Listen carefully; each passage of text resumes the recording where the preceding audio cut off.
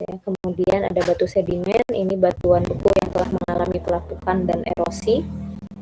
Lalu ada batuan metamorf, ini karena perubahan bentuk fisik dan kimia dari batuan sebelumnya, bisa karena tekanan ataupun suhu. Begitu. Bagaimana dengan keadaan geologi di Pulau Sumatera? Jadi kalau kita lihat Pulau Sumatera ini, kita itu berada di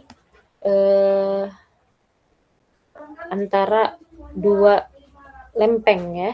Jadi ada di sini ada sesar, ada subduksi di sini, di mana makanya sepanjang Pulau Sumatera bagian barat ini terdapat gunung-gunung api. Gitu. Jadi otomatis Pulau Sumatera menjadi salah satu pulau yang memiliki gunung api terbanyak di Indonesia. Begitu. Oke. Nah, untuk persebarannya ini ada batuan sedimen, batuan vulkanik itu yang berwarna pink. Kemudian untuk di bagian timur laut ya, timur laut dari Pulau Sumatera itu didominasi oleh batuan-batuan sedimen, sementara di bagian barat didominasi oleh batuan vulkanik atau batu beku. Gitu. Lalu untuk tektonik dan sesar, nah ini Indonesia sendiri itu ada di antara 3 lempeng, ada lempeng Eurasia, lempeng Pasifik, dan lempeng India Australia. Untuk Pulau Sumatera sendiri itu di antara lempeng India dan lempeng Eurasia yang masih aktif bergerak ya. Oleh sebab itu di sini lempeng India Australia ini adalah lempeng benua, lempeng ini ya, lempeng samudra. Sementara di sini seperti yang kita ketahui ketika ada lempeng samudra bertemu dengan benua itu maka yang lebih keras itu akan menunjam ke dalam, sehingga disinilah terbentuk adanya zona subduksi dan menciptakan adanya gunung api. Gitu. Nah, ini ada beberapa pergerakan lempeng, baik lempeng benua maupun lempeng samudra. Ya, kalian sudah mempelajari juga bahwa di mana lempeng benua dan lempeng samudra itu saling bergerak, ada yang saling bertabrakan, ada yang saling menjauh, dan ada yang saling bergeser gitu. Sehingga di situ ada terjadi pengumpulan energi yang berlangsung terus-menerus. Sehingga ketika setiap lempeng itu mencapai titik plastisnya, maka akan terjadi yang namanya patahan begitu. Kalau misalkan si lempeng tektonik tersebut sudah tidak kuat lagi menahan gerakan, maka itulah yang menyebabkan terjadinya gempa bumi. Jadi biasanya itu terjadi di jalur sesar atau patahan. Itu karena tadi si lempengnya itu sudah tidak kuat untuk menahan energi yang begitu besar. Nah, jadi energi yang dilepaskan itu menyebabkan gerakan yang cepat pada sesar aktif. Itulah yang menyebabkan gempa bumi. Nah, untuk sesar, seperti yang kita ketahui, sesar atau patahan, itu merupakan bidang rekahan ya, yang disertai adanya pergeseran atau displacement dari blok terhadap blok batuan lainnya. Nah, jaraknya itu bisa milimeter hingga puluhan kilometer ya.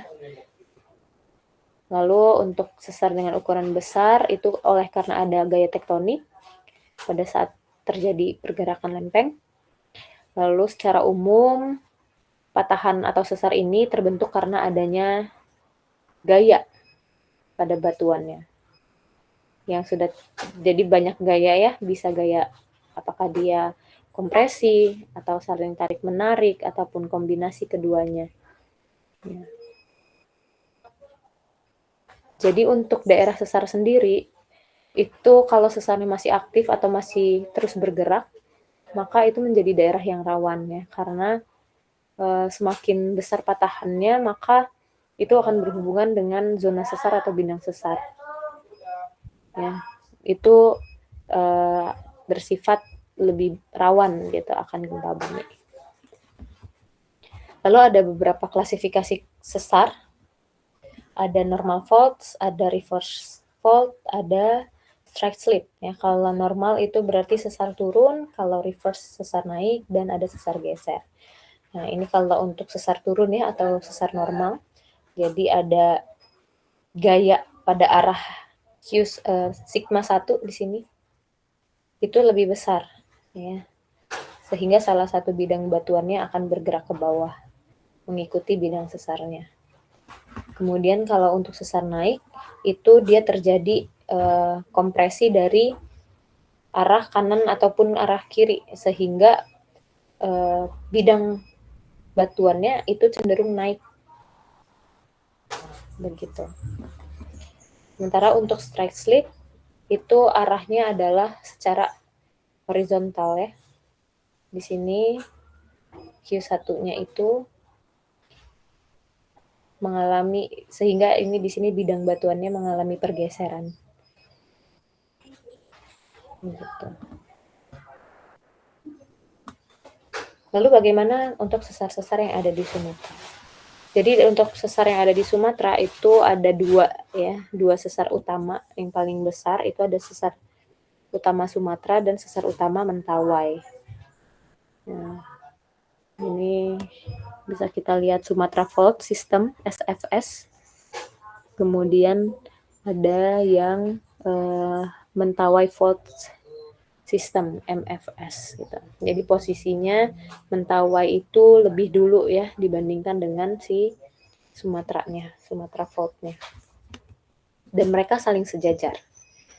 Nah, ini dari sesar-sesar tersebut itu sesarnya tersegmen-segmen ya, atau terbagi-bagi, ada beberapa segmen sesarnya. Begitu, di mana di sini segmen sesarnya itu ada sepanjang 1.900 km. Begitu. Jadi setelah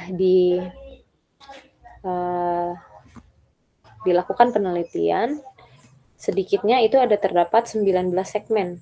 Karena kan sesar itu ada sesar utama ya, sesar utama itu yang paling besar. Nah, ketika terjadi patahan atau pergeseran, itu otomatis daerah sekitarnya juga akan mengalami guncangan, akan mendapatkan gaya juga. Nah, kalau misalkan dia tidak kuat menerima energinya, maka akan terjadi patahan yang kecil-kecil di sekitar sesar utamanya. Jadi di sini ada beberapa segmen ya, ada segmen Selimem, kemudian segmen Aceh, segmen Tripa, dan sebagainya. Ini ada banyak segmen yang ada di segmen sesar Sumatera. Tadi kalau kita lihat ya di sini, ini ada beberapa segmen yang terbagi-bagi. Oke, mungkin untuk pertemuan pertama kita hanya sekilas ya membahas tentang batuan, bagaimana GTLS dan sebagainya. Begitu.